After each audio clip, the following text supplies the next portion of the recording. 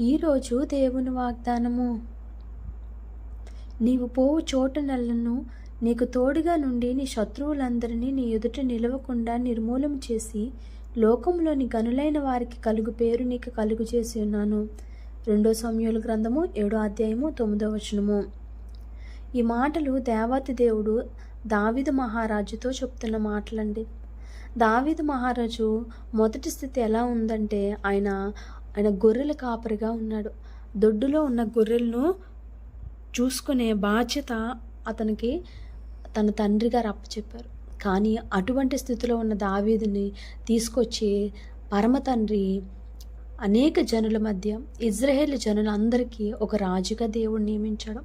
ఆ వాళ్ళందరినీ కూడా దావీదు కాదు కానీ దేవుడు హతము చేసి దావీదుని ఒక రాజుగా నిలవబెట్టాడు. ఈరోజు మనము కూడా చాలా హీన పరిస్థితిలో ఉండొచ్చేమో, అసలు మేము ముందుకు వెళ్ళలేము అనుకోవచ్చేమో. కానీ దేవుడు మనకు తోడుగా ఉంటే, దేవుని యొద్ద మనం నమ్మకంగా జీవిస్తే దేవుడు మనల్ని కూడా చాలా ఉన్నతమైన స్థితిలో నిలవబెడతాడు. ఈలోపు మనకి లోకంలో ఉన్న మాటలు, ఈ లోకంలో ఉన్న క్రిటిసిజం దాన్ని మన తలంపులోకి తెచ్చుకోవడం కాదు, కానీ మనం దేవుని వాక్యం మీద నిలబడదాం. దేవుడు అన్ని విషయాల్లో మనకి సమృద్ధినిస్తాడు. ఆ రోజు దావీదు మహారాజుని జ్ఞాపకం చేసుకున్న దేవుడు, ఉన్నతంగా నిలవబెట్టుకున్న దేవుడు, గనులు ఈరోజు చాలామందిని చూసి మనం అనుకుంటాం, అబ్బా వాళ్ళు ఎంత మంచి హోదాలో ఉన్నారు, ఎంత మంచి స్థితిలో ఉన్నారు, ఎంత మంచి స్థాయిలో ఉన్నారు.